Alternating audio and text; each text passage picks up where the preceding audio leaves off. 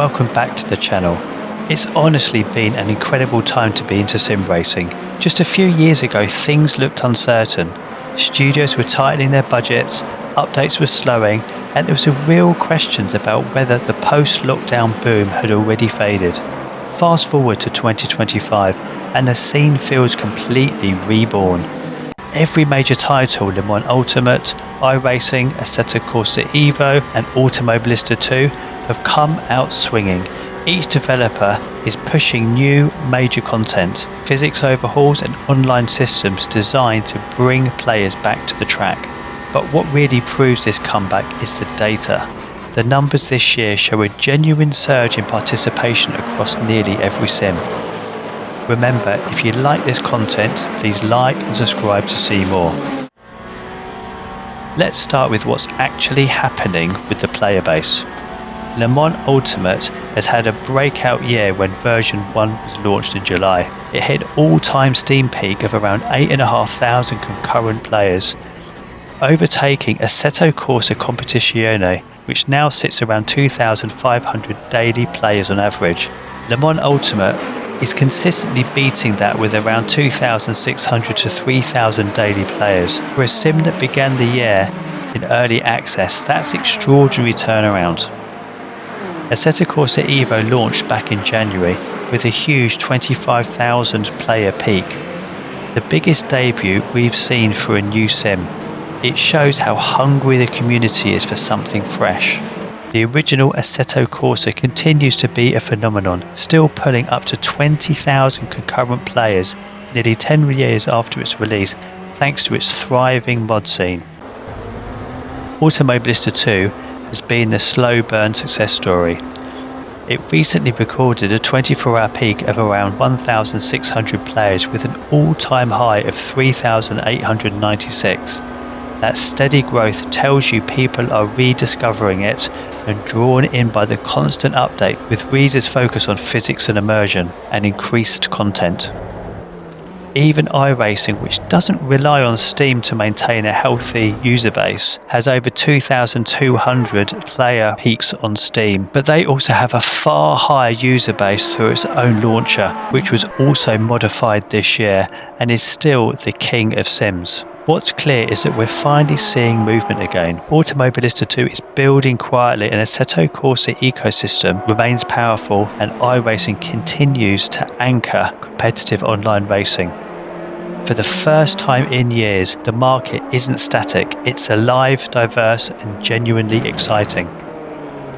Now let's talk about what each of these sims still needs to really push forward. This is my personal take, so please feel free to comment constructively in the comments. iRacing needs a complete graphical overhaul. Its physics and infrastructure remain unmatched in many sim racers' opinion, but visuals haven't kept pace with modern standards. A new rendering engine would let the experience finally look as real as the competition feels.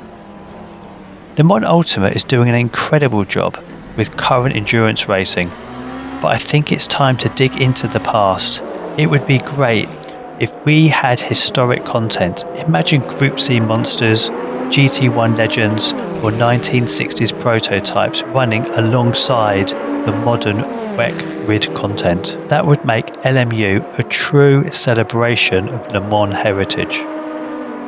Automobilista 2 deserves a fully integrated licensing and ranking system, something that rewards clean competitive driving and helps build a proper online community.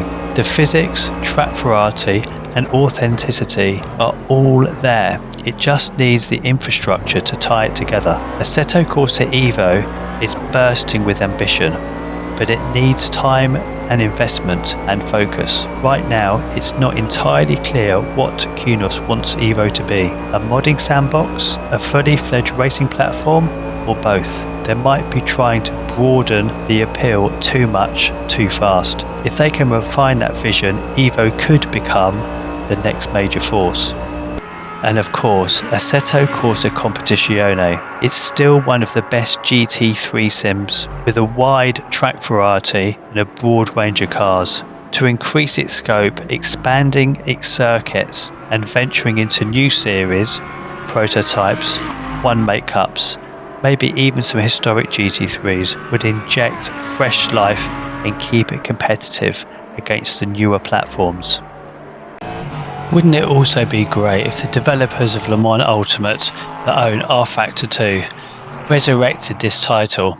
Le Mans Ultimate is almost what rFactor 2 could have been, with higher player numbers and some great online racing, but of course it has such a diverse range of tracks and cars. It would be great to think the platform that Le Mans Ultimate now has would mean they could bolt on some of that content and really give rFactor 2 a new lease of life.